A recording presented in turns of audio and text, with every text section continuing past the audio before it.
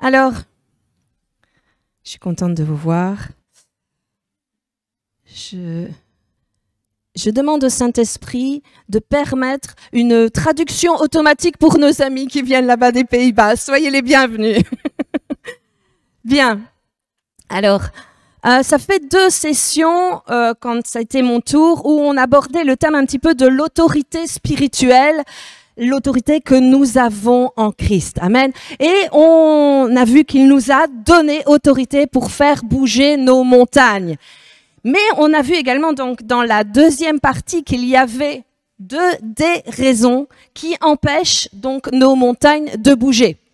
Et on a vu, premièrement, que nous devions veiller sur nos paroles et veiller à l'accomplissement de celles-ci pour que notre parole, elle ait toute intégrité, comme celle de Dieu, afin d'avoir une autorité efficace. OK?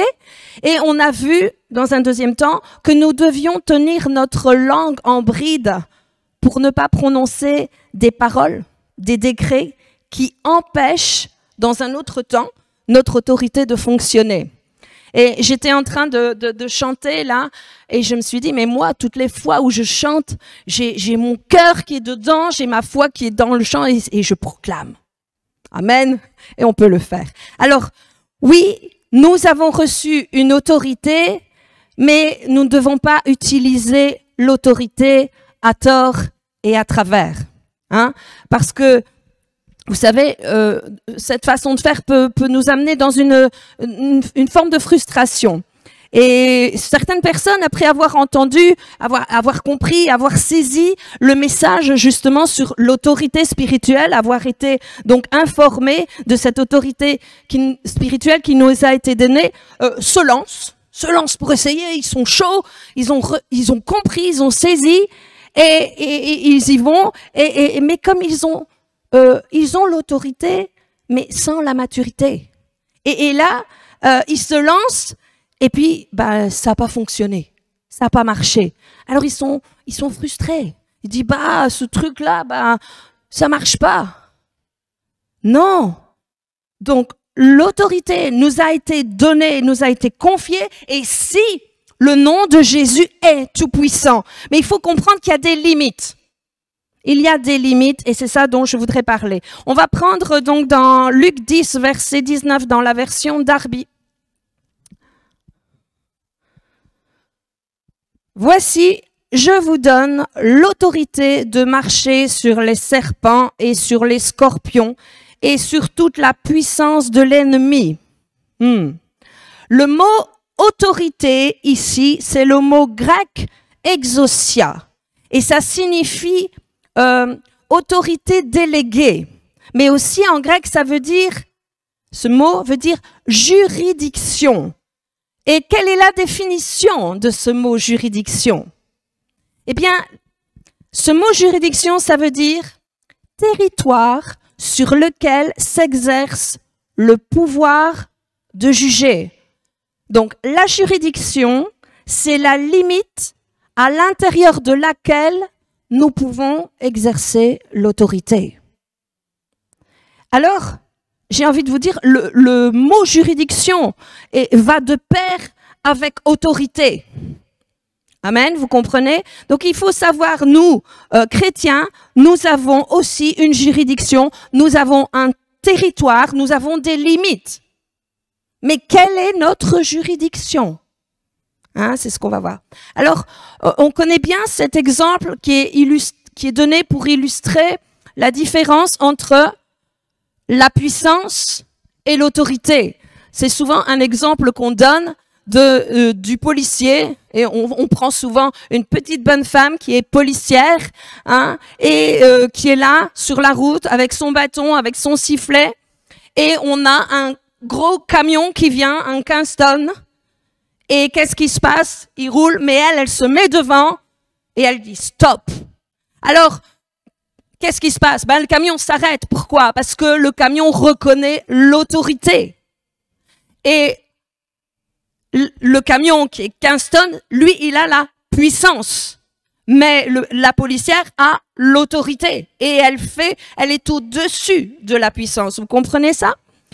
Et si on veut rester justement dans cet exemple d'un policier, hein, le policier, il a reçu, on lui a délégué une certaine autorité, mais elle est limitée. Elle est limitée à une certaine région, elle est limitée à un certain territoire, à un district, on va dire une localité. Et j'ai envie de dire, si c'est un policier belge, il n'est pas question qu'il exerce son autorité au Congo. Hein, vous comprenez ? Et j'oserais même dire plus près, le policier belge, il va pas pouvoir, alors même si on est à la frontière, exercer son autorité ici en France, alors qu'on est tout près. Donc, ceci, c'est pour vous exprimer que cette autorité qui nous a été déléguée ne peut se faire que dans certaines limites. Et il est important de connaître les limites, de connaître les frontières, le cadre dans lequel nous sommes appelés à exercer l'autorité. Amen. Alors pour ce faire, je me permets de reprendre ce passage qu'on a déjà bien pris dans les sessions précédentes.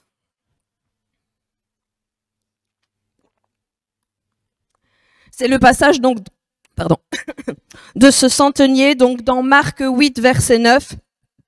Donc c'était un homme d'autorité et qui vient auprès de Jésus et qui dit à Jésus, Marc 8, 9, « Car moi qui suis soumis à des supérieurs, j'ai des soldats sous mes ordres, et je dis à l'un, va, et il va, et à l'autre, viens, et il vient, et à mon serviteur, fais cela, et il le fait. » Je ne sais pas si la référence est bonne, mais c'est pas grave. Alors, on connaît bien cette histoire, j'en ai déjà parlé dans les 2 sessions précédentes, donc vous voyez de quoi je parle. Et qu'est-ce que cette histoire de ce centenier, donc que cet homme qui avait un grade, une autorité nous révèle? C'est que afin que cet homme qu'il puisse exercer l'autorité, hein, qu'il puisse dire au soldat va, et vient, il vient, et qu'est-ce qu'il fait pour que ça puisse se faire? Eh bien, il devait d'abord lui-même se soumettre à son autorité supérieure. Et voyez-vous, Jésus, lui-même, il faisait la même chose. Pourtant, c'était le Fils de Dieu. Jésus ne faisait jamais rien de sa propre initiative. Seulement ce que le Père montrait. Seulement ce que le Père lui disait au travers du Saint-Esprit. Jésus se soumettait à la volonté de Dieu son Père. Et parce qu'on a vu que nous avons reçu toute autorité et on a vu également que nous avions une position d'autorité qui était au-dessus de Satan, on doit être des personnes qui sont prêtes, qui sont disposées à nous soumettre à l'autorité qui est au-dessus de nous. Amen. Et donc, notre première limite, quand je parlais de juridiction, est que nous devons être soumis à ce que Dieu nous dit de faire ou pas par le Saint-Esprit. Amen. Et il nous faut savoir que cette autorité qui nous a été déléguée n'est pas pour qu'on exerce notre autorité sur les autres ou leurs biens, leurs propriétés. Ceci, c'est pas la volonté de Dieu. Et donc, la deuxième limite dans notre juridiction, c'est que nous ne pouvons pas aller contre la volonté de quelqu'un ou de ses biens, de ce qui lui appartient. Donc, on ne peut pas exercer cette autorité pour contrôler les autres, pour les soumettre, pour les rabaisser. C'est vrai que cette autorité, elle nous a été donnée, certes, mais on doit l'exercer dans le cadre de la justice et avec le but d'aimer les autres et d'aider les autres. Pas de contrôler et exercer nos propres désirs et faire ce qu'on a envie. C'est important de comprendre ça. Donc, ceci veut dire que nous n'avons pas également l'autorité donc sur la volonté des autres. On a plusieurs fois vu que lorsque Jésus voulait guérir ou chasser les démons des personnes, souvent il demandait j'oserais presque dire, ils demandaient leur permission, entre guillemets. Très souvent, quand il était face à quelqu'un qui avait besoin de la guérison, il demandait, qu'est-ce que tu veux que je te fasse? Ou que ça te soit fait selon ce que tu veux. Pourquoi? Parce que Jésus n'allait pas guérir les gens à l'insu de leur volonté. Il n'allait pas les délivrer, les libérer à l'insu de leur volonté. C'est pour cela que lorsqu'une personne vient pour qu'on prie pour elle ou qu'elle vienne même pour quelqu'un d'autre, il faut absolument qu'on pose la question, qu'est-ce que tu veux? Ou qu'est-ce que cette personne désire? Qu'est-ce qu'elle veut? On doit agir comme Jésus l'a fait. Et on ne peut pas utiliser notre autorité pour contrôler, pour changer la volonté de quelqu'un. Vous savez, Dieu, dans toute sa bonté, il nous a créés avec un libre arbitre, une volonté. Et vous savez, Dieu lui-même, il ne va rien faire contre notre volonté. Même si Dieu est le Dieu tout-puissant, il ne va pas nous forcer à être sauvés. Il ne va pas nous forcer à être guéris, il ne va pas nous forcer à être libérés. Il ne veut pas agir contre notre volonté et de la même manière, on ne peut pas et nous ne devons pas utiliser cette autorité qui nous a été confiée pour manipuler ou pour contrôler la volonté de quelqu'un. On ne peut pas faire ça. On va regarder un petit peu dans Matthieu 20, verset 32, pour exemple.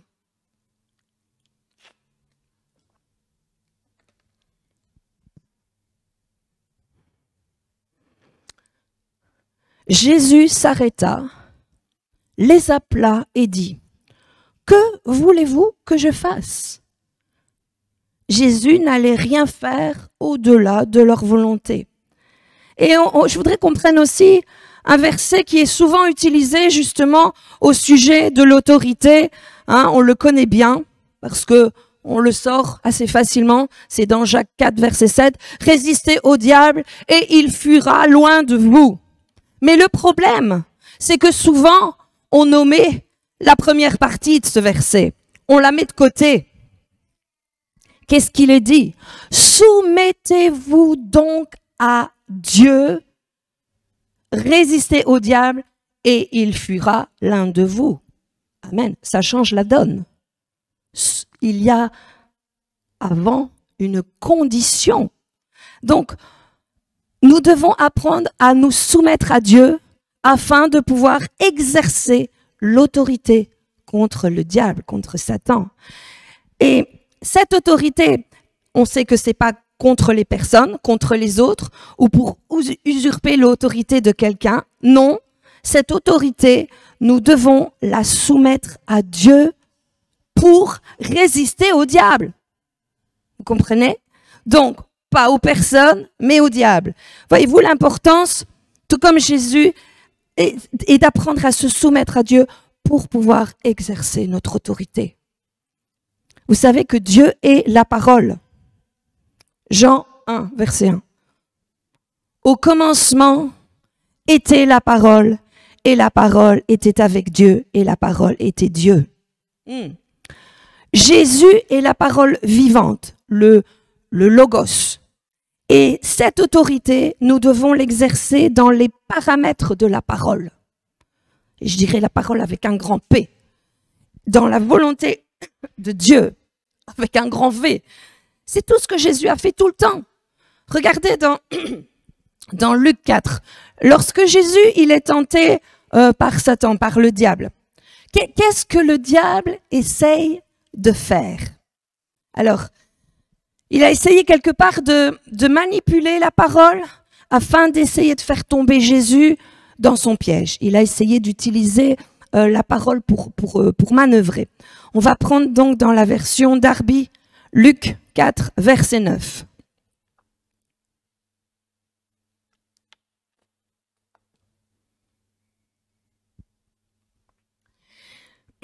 Et il l'amena à Jérusalem et le plaça sur le fait du temple et lui dit, « Si tu es fils de Dieu, jette-toi d'ici en bas, car il est écrit, donc on voit bien qu'il utilise la parole là pour manipuler, hein.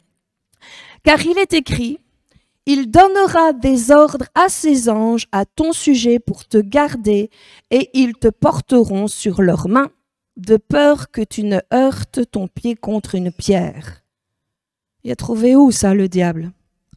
C'est le psaume 91. Donc, on voit ici que le diable essaye donc d'utiliser ici la parole pour contrôler, pour faire chuter Jésus, pour le tenter à exercer son autorité au-delà des limites, en dehors de la parole de Dieu. Donc, il essaye de l'inciter parce qu'il sait que Jésus, il est toujours en accord avec la volonté de Dieu. Et il sait que s'il arrive à lui faire quelque chose, bah déjà, il y a une forme de soumission, mais il n'est plus dans le cadre, il n'est plus dans sa juridiction. Et qu'est-ce que Jésus fait? Eh bien, Jésus, il va répondre et il va rester dans les paramètres, dans la concordance de la parole, et il lui répond, il lui dit, il est dit, donc dans la parole, « Tu ne tenteras pas le Seigneur ton Dieu ». Et en fait, Jésus il cite ici Deutéronome 6, verset 16.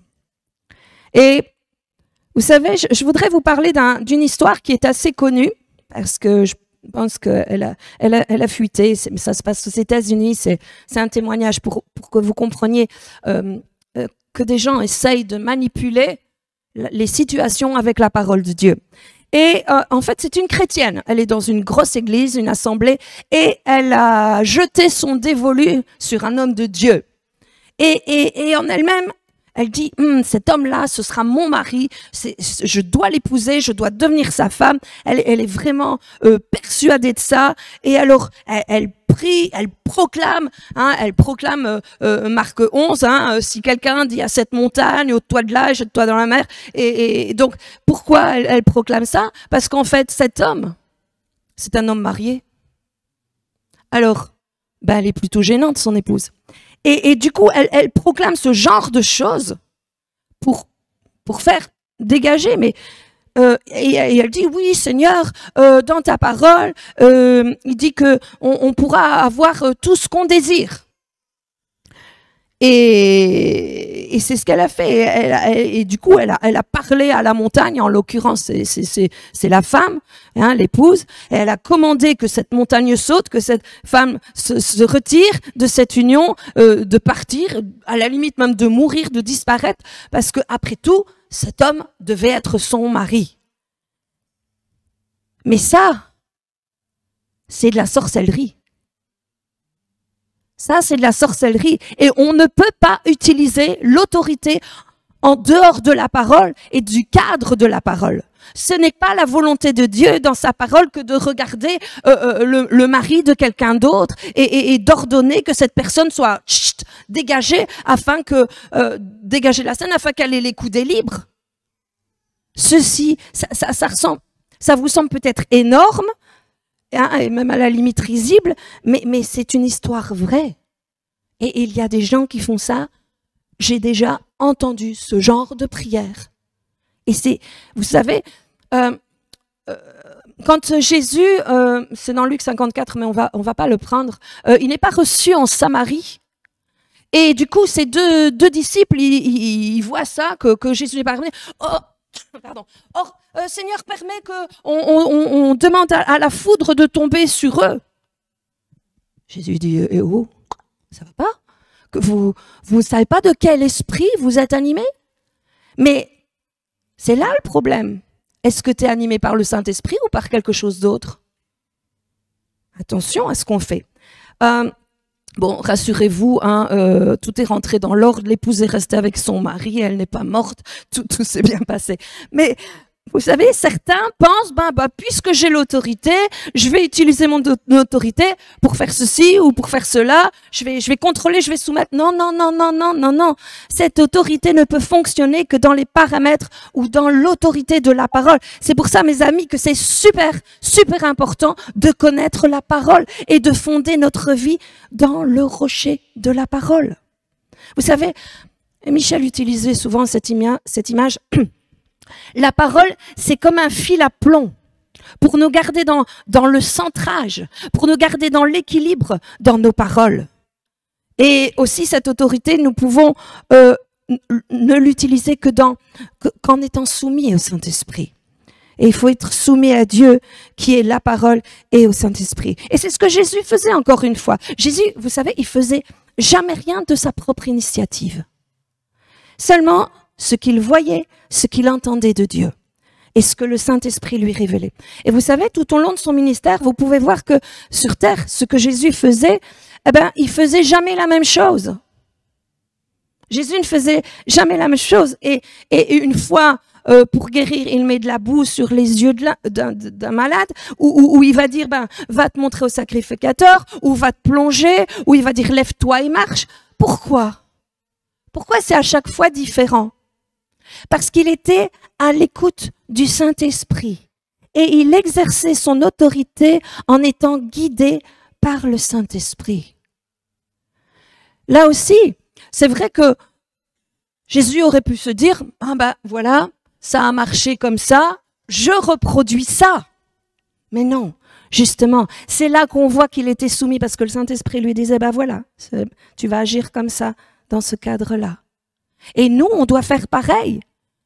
Et c'est ce que je disais un petit peu dans l'introduction. Il y a des choses qu'on croit avoir acquises en pensant que c'est comme ça que ça fonctionne. Parce qu'on l'a toujours fait comme ça, mais on est dans des temps différents. Et le Saint-Esprit veut nous guider. Et on va peut-être agir, on va devoir agir différemment. Parce que conduit par l'Esprit. Vous êtes prêts pour ça? Amen. Donc, comme Jésus, nous devons faire la même chose, être conduits par le Saint-Esprit. Et si on regarde dans la version Darby, Matthieu 12, verset 28, regardez ce que Jésus dit. Mais si moi je chasse les démons, c'est par l'Esprit de Dieu. Alors le royaume de Dieu est parvenu jusqu'à vous. Et qu'est-ce que ce verset veut dire?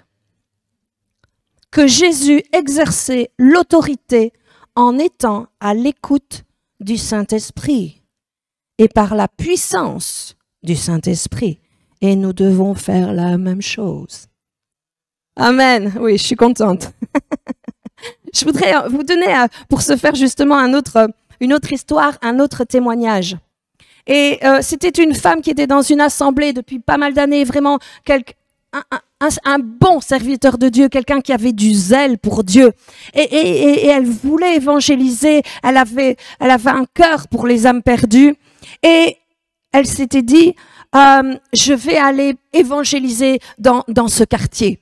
Je vais aller évangéliser dans cet endroit. Il n'était pas bien réputé. C'est un quartier assez malfamé, comme on dirait chez nous, assez dangereux. Et elle ne s'inquiète pas, cette femme, et elle prie pour ça. Elle dit que le Seigneur est avec elle et qu'elle va aller. Elle prend son sac, elle prend sa Bible, elle a des petits prospectus avec elle et elle prend sa voiture pour aller jusque dans ce quartier. Et tout en conduisant, elle se sent pas très bien. Il y a quelque chose qui... Pas qu'elle est malade, non, pas ça, mais il y a quelque chose qui va pas. Alors elle dit non, je me laisse pas impressionner. Et elle proclame le psaume 91. Elle dit non, je vais y aller, ça c'est Satan qui essaye de m'empêcher. Et alors ça continue, elle se sent pas trop, mais elle y va quand même. Et elle est allée dans le quartier, elle est à peine arrivée, elle a à peine dit 3 mots. Elle s'est fait taper dessus. On lui a pris son sac. On a acheté ses prospectus et sa Bible par terre. Et bon, elle n'était pas en très bon état, mais Dieu a quand même veillé sur elle. Elle rentre chez elle et elle était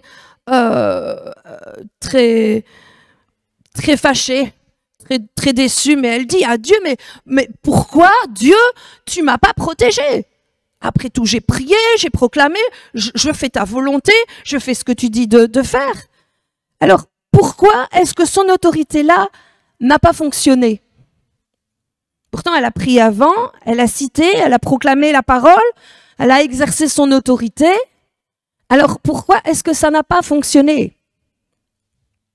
Eh bien parce qu'elle ne s'est pas soumise à la direction du Saint-Esprit. Ben oui, parce que lui, dans sa grâce et son amour, il essayait de l'avertir.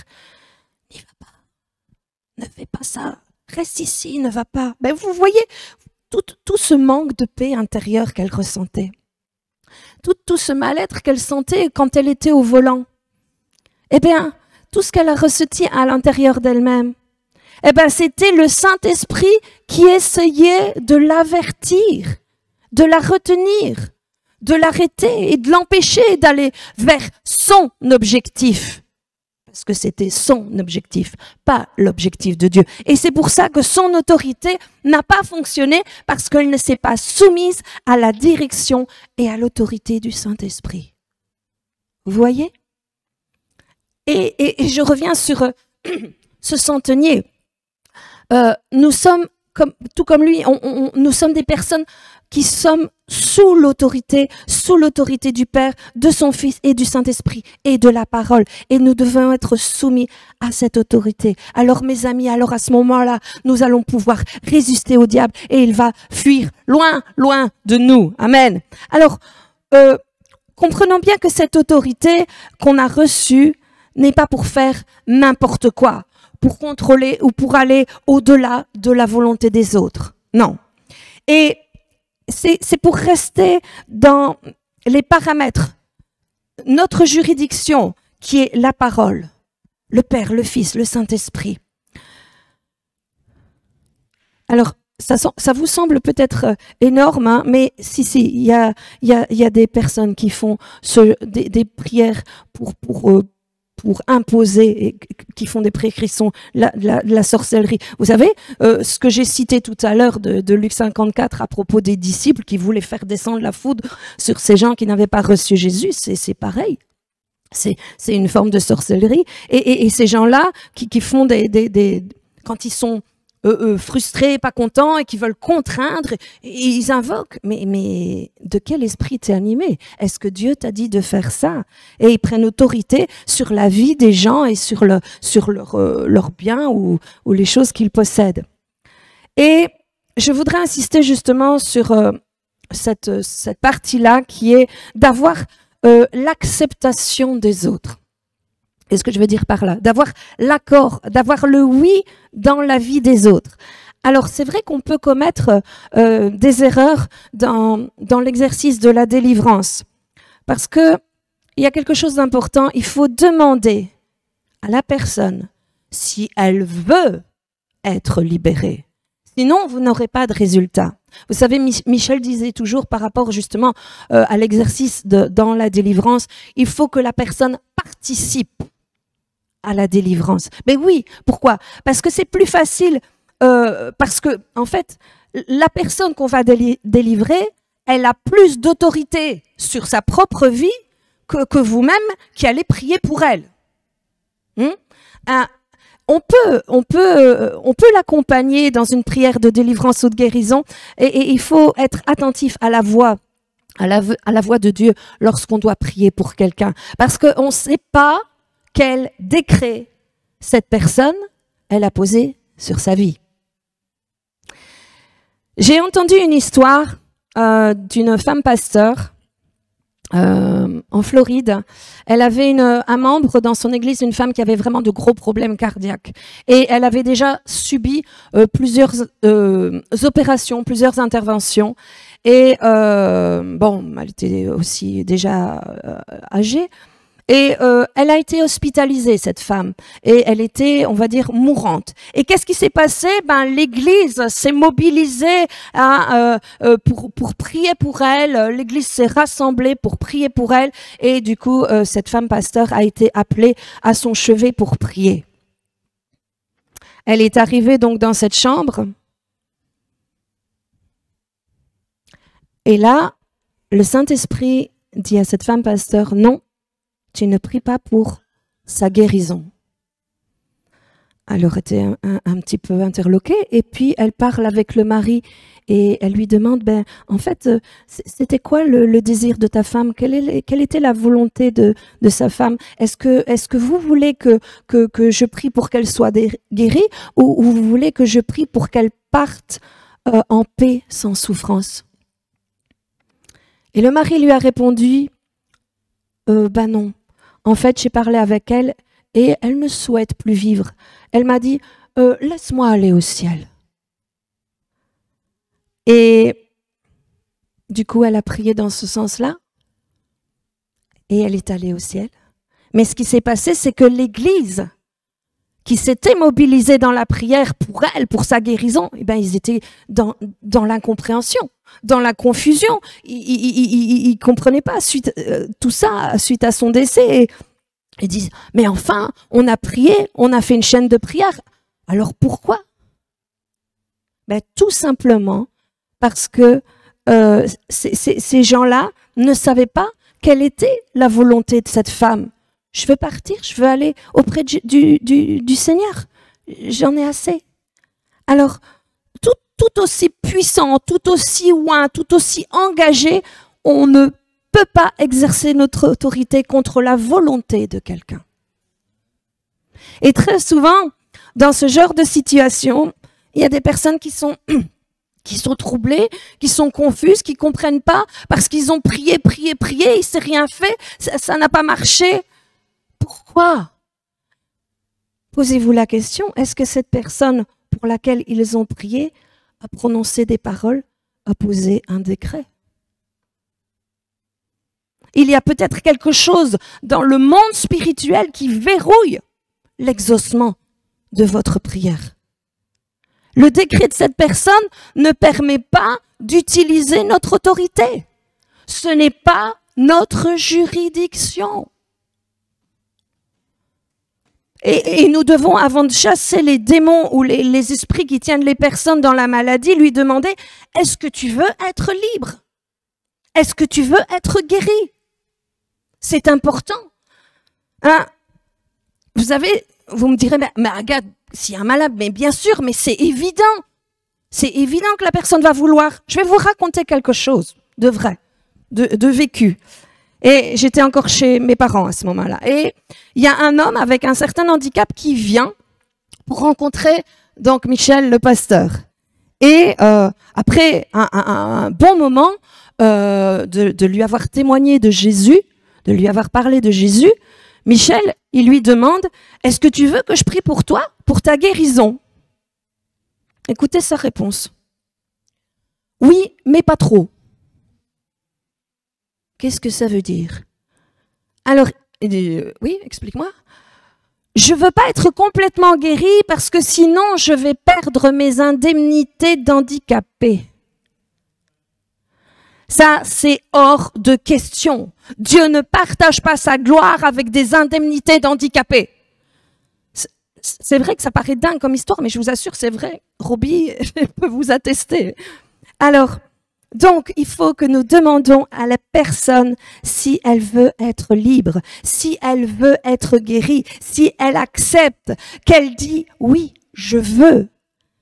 Vous savez, au moment où elle va dire « oui, je veux », eh bien, ça pose un nouveau décret. Et du coup, elle vous invite dans sa juridiction. Vous comprenez? Et là, vous avez de l'efficacité dans votre autorité. Et c'est vrai qu'on peut aider les personnes à exercer eux-mêmes leur autorité dans leur propre vie, car c'est leur juridiction et leur territoire. Nous n'avons pas que notre juridiction, elle est, en fait, nous avons autorité, c'est-à-dire sur notre propre vie, sur notre maison, sur notre propriété, nos biens, notre entreprise, notre commerce. Nous avons autorité aussi sur nos enfants, notre conjoint.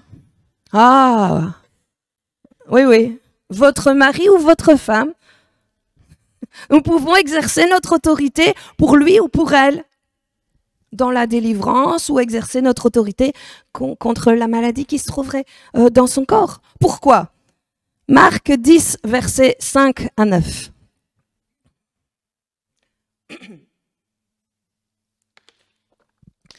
Jésus leur dit, je vais au verset 6, « Mais au commencement de la création, Dieu fit l'homme et la femme. C'est pourquoi l'homme quittera son père et sa mère et s'attachera à sa femme, et les deux deviendront une seule chair. Ainsi, ils ne sont plus deux, mais une seule chair. » Alors, si nous avons autorité sur notre propre corps, eh bien, vous avez compris. Et donc, j'ai cité où était notre juridiction, donc avec notre conjoint, bien sûr. Mais j'ai parlé des enfants et justement, lundi soir, à la réunion de prière, on a eu l'occasion d'aborder le sujet de quelle était notre autorité spirituelle sur les enfants, sur nos enfants. Et je voudrais dire que à ce sujet, il y a des précisions à apporter, donc importantes. Alors, quelle est notre juste juridiction avec nos enfants? Mais pour commencer, est-ce que nous avons une autorité spirituelle sur nos enfants? Eh bien, si on lit Éphésiens 6, verset 1, il est recommandé, enfants, obéissez à vos parents selon le Seigneur, car cela est juste. Ensuite, honore ton père et ta mère. Et c'est un commandement qui a une promesse qui est attachée afin qu'ils vivent longtemps et qu'ils soient heureux. Mais donc, ce verset, ça implique que lorsqu'on obéit à quelqu'un, c'est qu'il y a une autorité. Donc, nous pouvons exercer l'autorité spirituelle sur nos enfants. Nous pouvons chasser la maladie au nom de Jésus. Nous pouvons le libérer des esprits impurs au nom de Jésus. Oui, ben oui, parce que tout ça nous a été donné comme autorité. Et on l'a vu, on a pris ça comme premier verset. Donc Luc 10, verset 19. « Voici, je vous donne l'autorité de marcher sur les serpents et sur les scorpions et sur toute la puissance de l'ennemi. » Amen. Je vais apporter beaucoup d'histoires et de témoignages au travers de ces messages, mais parfois ça éclaire un peu. Il y a dans une église une petite fille qui avait eu une méningite. Et en fait, elle était presque hémiplégique, c'est ça qu'on dit, quand il y avait la moitié de son corps qui était presque paralysée. Elle avait des problèmes neurologiques et vraiment, c'était vraiment, suite à cette méningite, cet enfant était vraiment enfin son corps s'était très endommagé, ses capacités étaient vraiment réduites et tout. Et les parents vont trouver le pasteur afin de pouvoir prier. Et le Saint-Esprit dit à cet homme de Dieu, invite le Père à prier. Alors, il prend un peu de temps à part, il lui dit, donc tu vas prier pour ta petite fille. Elle était un petit peu déboussolée, parce que c'est vrai, c'est énorme. L'état de sa petite fille, il l'a devant lui tous les jours. Et le pasteur l'a enseigné un petit peu sur son autorité, et rapidement. Et en 5 minutes, il a compris. Et donc le pasteur lui a dit, voilà, tu vas. Parce que pourquoi? Parce que tu as plus d'autorité sur ton enfant que moi j'en ai. Le pasteur l'a accompagné et ce papa a prié sur son enfant. Et alors qu'il n'y avait pas de résultats depuis un bon moment, eh bien en 3 mois, elle a tout récupéré. Toutes les facultés qui avaient été endommagées suite à cette méningite, elle a tout récupéré. Alléluia. Et vous savez, moi je trouve ça des témoignages extraordinaires et priez pour vos enfants. Et je dirais même plus, oui, non pas seulement prier, mais vous devez prier pour vos enfants. Vous aussi exercez votre autorité spirituelle sur leurs agissements aussi. Il n'y a pas qu'au travers de la maladie, mais ce qu'ils font. Et je donnerai mon histoire à moi après. J'ai une autre histoire à ce sujet pour que vous compreniez jusqu'où on peut intervenir et agir. Et c'était une famille chrétienne depuis longtemps et leur fille, c'était encore une fille, on va dire que les filles ont des problèmes, non, mais il n'y a pas que les filles. Et cette fille venait à l'église et elle rentre dans la période d'adolescence. On sait ce qui se passe à l'adolescence. Elle a commencé à être rebelle, elle a commencé à être difficile, à ne plus vouloir aller à l'église, à fréquenter pas les bonnes personnes. Et elle était vraiment dans sa période de rébellion. Et elle a des amis qui l'invitent à un concert de heavy metal. Et bon, on ne peut pas dire non à tout. Et les parents laissent leur jeune fille, leur fille, aller à ce concert avec ses amis. Et le concert se passe. Elles sont, donc, elle et ses amies, elles ont une opportunité, c'est de pouvoir aller dans les backstage, c'est-à-dire les coulisses du concert, afin de pouvoir rencontrer les chanteurs, les musiciens, le groupe en question. Et la mère, elle, chez elle, elle priait, elle disait non, ma fille n'ira pas en enfer. Et elle proclamait avec des prières de foi pour sa fille et qui était rebelle et qui avait tourné le dos à Dieu. Et elle proclamait le psaume 103. Et donc cette jeune fille avec ses amis qui étaient à ce concert vont dans les backstage, vont dans les coulisses et pour rencontrer les membres. Et c'était l'atmosphère était très sombre. On sentait spirituellement que c'était lourd, c'était pas très bon. Et devant la loge se tenait une femme. Et elle permet à des jeunes filles de rentrer. Et elle dit non, toi, tu ne peux pas rentrer. Et cette femme était une sorcière. Et la fille, vexée, dit, mais pourquoi les autres ont pu rentrer? Pourquoi je ne peux pas rentrer? Elle dit, parce que toi, tu es une chrétienne. Elle dit, mais non, moi, je ne suis pas chrétienne. Pensez bien, elle était en pleine période de rébellion. Alors elle dit, si, tu es une chrétienne, il y a plein d'anges autour de toi. Voyez le travail de la mère. Elle proclamait le psaume 103. Vous savez ce qui est dit dans le psaume 103? Bénissez l'Éternel, vous ses anges qui êtes puissants en force et qui exécutez ses ordres. Oh. Si. Alors nous pouvons dans le spirituel contrecarrer les agissements de nos enfants. Des bêtises, ils vont en faire. Mais nous devons exercer pour eux notre autorité. Non pas pour exercer une autorité pour être sur leur dos tout le temps, en leur assénant des principes bibliques qui vont les condamner et les menacer. Ah, mais si tu continues de faire ça, tu vas voir ce qui va t'arriver. Et oh, attention, qu'est-ce que vous êtes en train de mettre comme décret sur la tête de vos enfants? Non, mais moi j'aime bien les parents qui travaillent en coulisses, dans leurs coulisses, devant Dieu, dans la présence de Dieu, dans la présence du Saint-Esprit. Ils sont dans l'ombre, mais ils savent, ils ont compris. Et on va lire ce qui les anime. Éphésiens 6, verset 12.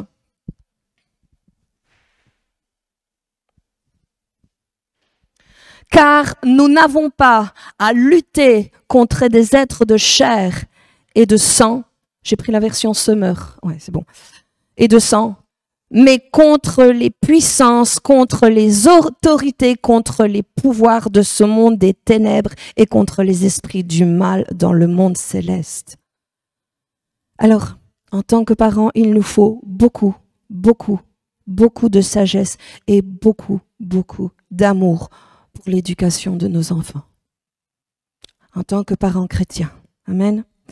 Et moi, je voudrais vous dire, en tant que enfant qui est issu d'une famille chrétienne, je bénis vraiment Dieu pour l'attitude de mes parents à mon égard et vis-à-vis des choses de Dieu.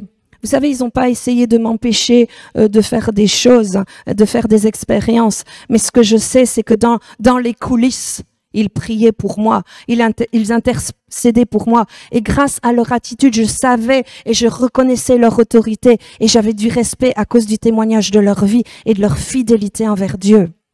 Et je voudrais vraiment encourager les pères de famille, et je devrais dire les chefs de famille, parce qu'il y a des femmes qui sont seules aussi, qui se retrouvent dans cette position de chef de famille, parce qu'ils ont autorité, ils ont une autorité sur leur famille, sur leurs enfants, et j'oserais dire, hélas, très souvent, on laisse un peu faire le diable ce qu'il veut au sein des familles. Mais en tant que chef de famille, on a la responsabilité de veiller sur notre maison. Regardez Adam. Il n'a pas veillé sur sa maison. Et il n'a pas exercé son autorité en tant que chef de famille. Et vous savez que dans ces temps-ci, c'est super important. Il faut absolument récupérer notre autorité dans nos familles, sur nos enfants, parce que les esprits de rébellion, ils sont là, ils s'en donnent à cœur joie. Vous pouvez commander à ces esprits de rébellion. Les papas, vous devez exercer autorité dans votre famille. Exercer votre autorité. Vous savez, j'oserais dire, c'est presque commencer à taper du poing sur la table dans le spirituel, dans les lieux célestes. Relevez-vous dans votre autorité. Exercez votre autorité dans vos familles. Ne soyez pas passifs. Ne soyez pas passifs, parce que Satan s'occupe bien, lui. Lui, il n'est pas passif. Et nous ne pouvons pas être passifs. Et tant que vos enfants sont sous votre toit, vous avez cette autorité sur leur vie. Amen. Et justement, parce que je parle de toi, je veux parler aussi de notre maison. Et vous savez, je peux pas rentrer dans votre maison et aller vous changer la décoration de votre maison, de changer les meubles, de repeindre les murs parce que la couleur ne me plaît pas, ou abattre un mur pour faire de l'espace. Je peux pas y faire n'importe quoi. Non. C'est vous qui avez autorité sur votre maison. Moi, j'ai autorité sur ma maison. Si j'ai envie de repeindre ma maison, ok, je peux le faire, car j'ai autorité sur ma maison. Mais ce que j'essaie d'expliquer ici, c'est que nous n'avons pas autorité sur la propriété des autres. Nous n'avons pas autorité sur les biens des autres. Rappelez-vous dans Marc 5, quand Jésus a voulu ressusciter, vous savez, cette petite fille, qu'est-ce qu'il a fait? Il emmène le père et la mère avec lui. Il rentre dans la chambre et il fait sortir tout le monde et il le fait pas sans permission du Père, il était là. On va prendre le passage, ce sera plus simple. Marc 5, versets 38 à 42 dans la version Sommer.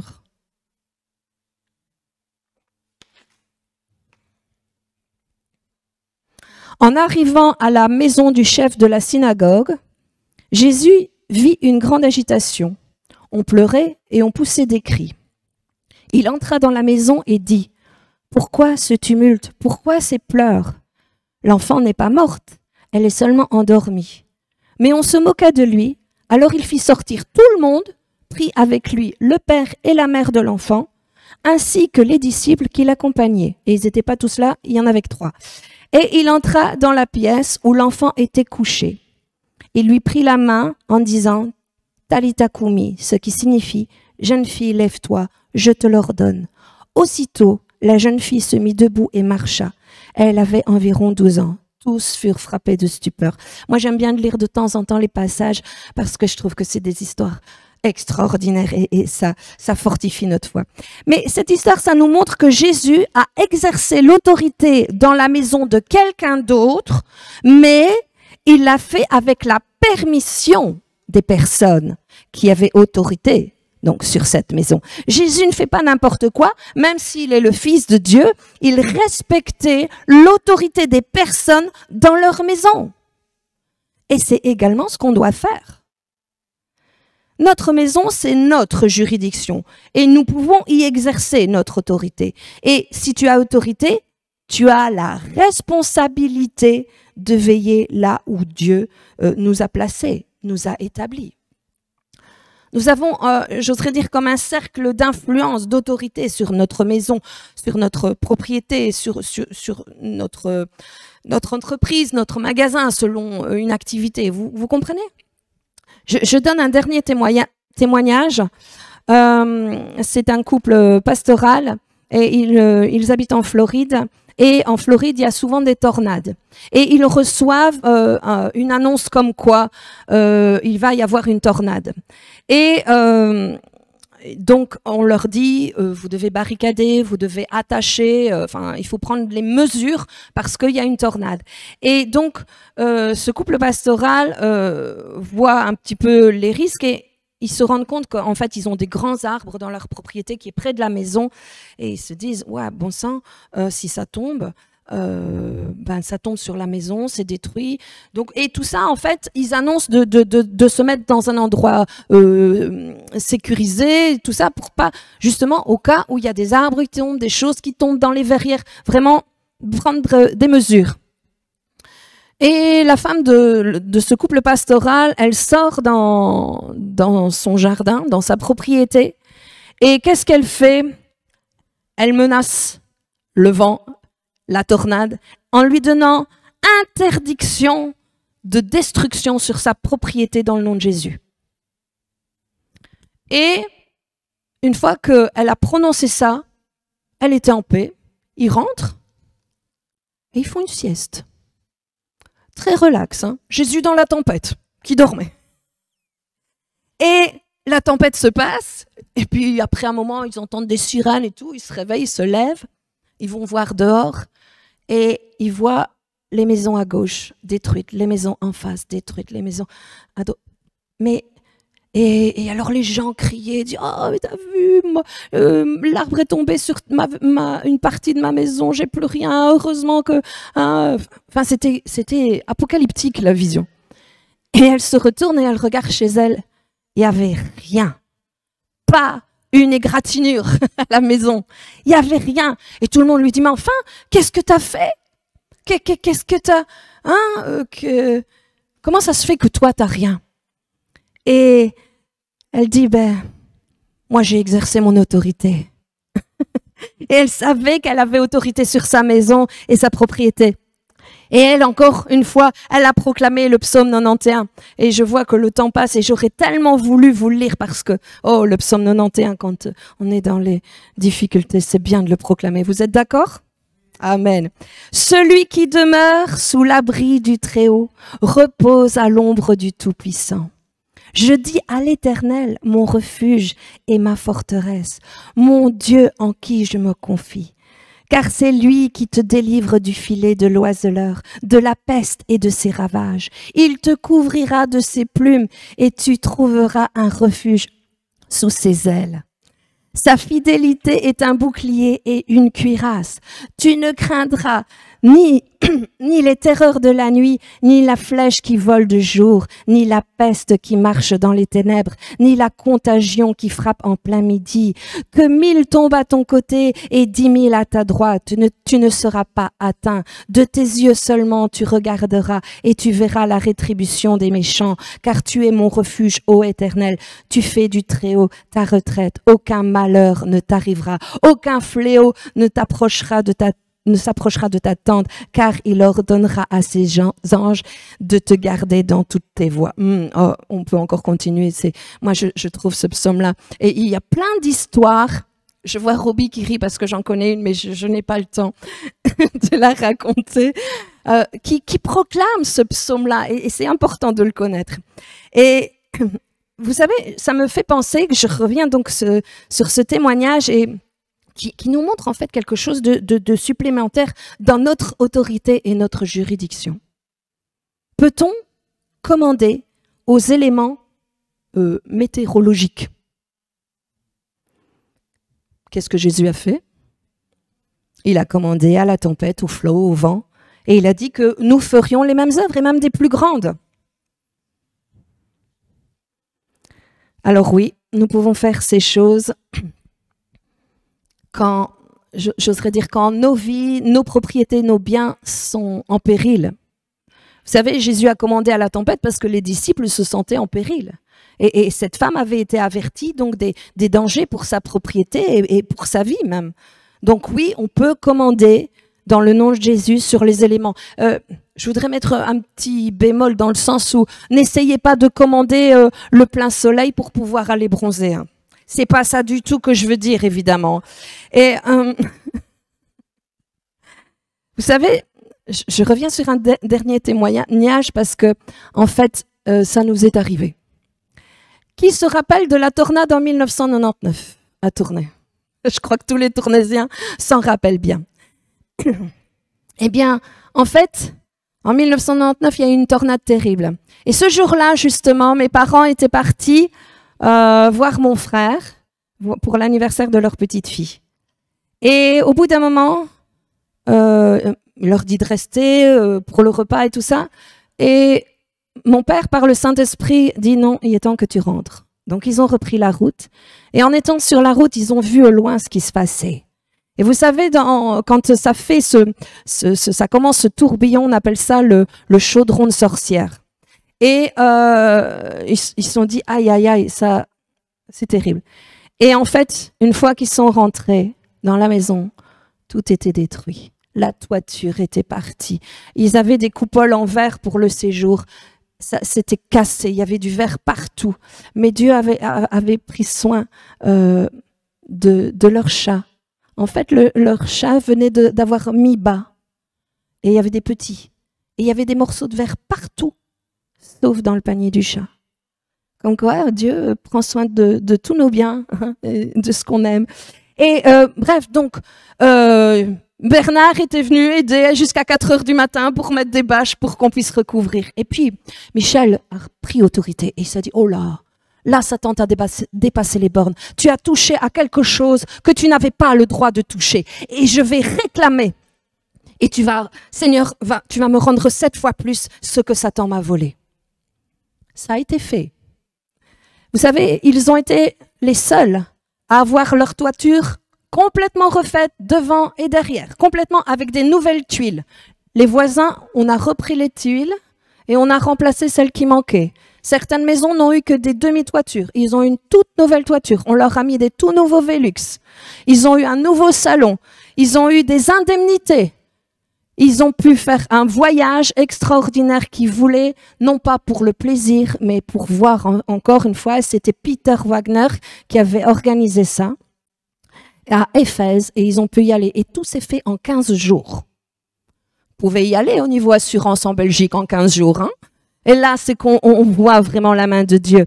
Et moi, je trouve ça extraordinaire. Et j'ai parlé justement des animaux, brièvement. Parce que c'est un sujet que j'ai pas développé.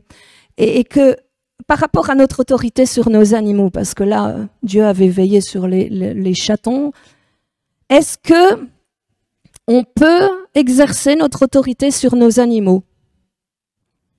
Alors, honnêtement, il n'y a pas de verset vraiment dit à ce sujet, mais moi je crois que Dieu aime tout ce qu'il a créé. Je crois que Dieu aime les animaux. Il est quand même dit dans la parole qu'il n'y a pas un passereau et les oiseaux, ils ne sèment ni ne moissonnent, mais Dieu pourvoit.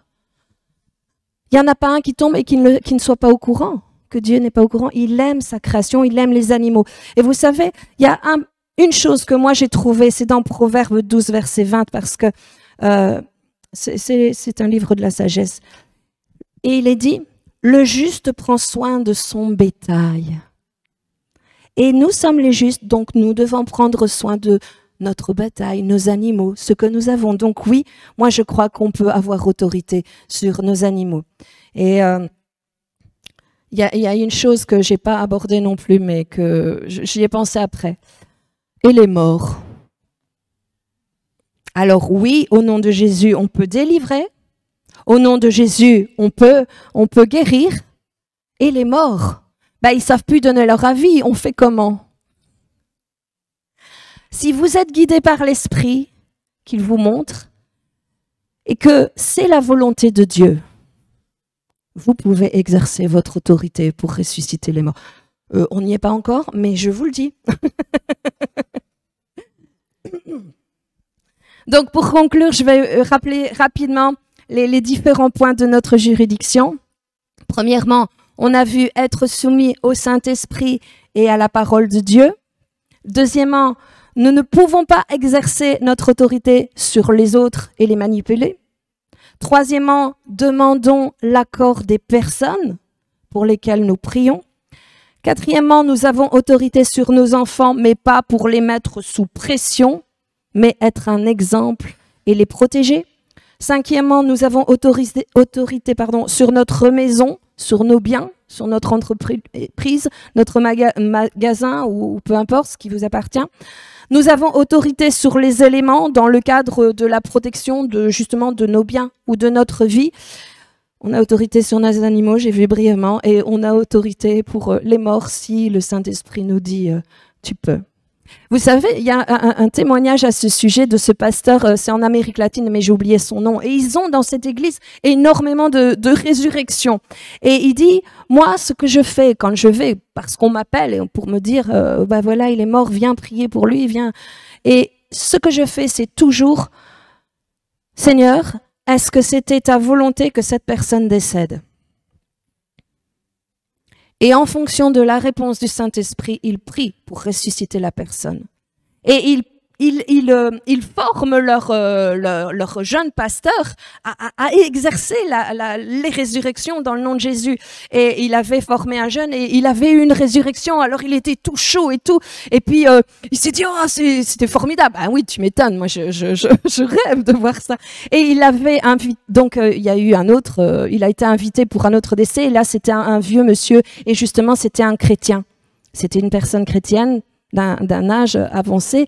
Et alors, il était tellement plein de feu, et alors, il priait qu'au nom de Jésus, il ressuscite et tout. Et puis, au bout d'un moment, ce vieux monsieur est revenu à la vie, il dit, bon, tu vas t'arrêter parce que moi, je veux retourner auprès de Dieu. Et c'est vrai, c'est important. Donc voilà, rendons gloire à Dieu pour cette autorité qu'il nous a donnée. Nous avons son nom qui est tout puissant, et au nom de Jésus, tous genoux vont fléchir et toutes langues vont confesser. Il est le Seigneur, il nous a donné cette arme puissante, ce nom d'autorité, et nous devons exercer cette autorité. Arrêtons d'avoir peur d'exercer une autorité, car il nous a donné le pouvoir de marcher sur les serpents et les scorpions et sur toute la puissance de l'ennemi, et rien ne pourra nous nuire. Amen. Voilà, je vous laisse. Soyez bénis, un bon dimanche. Rendez-vous demain pour la réunion de prière.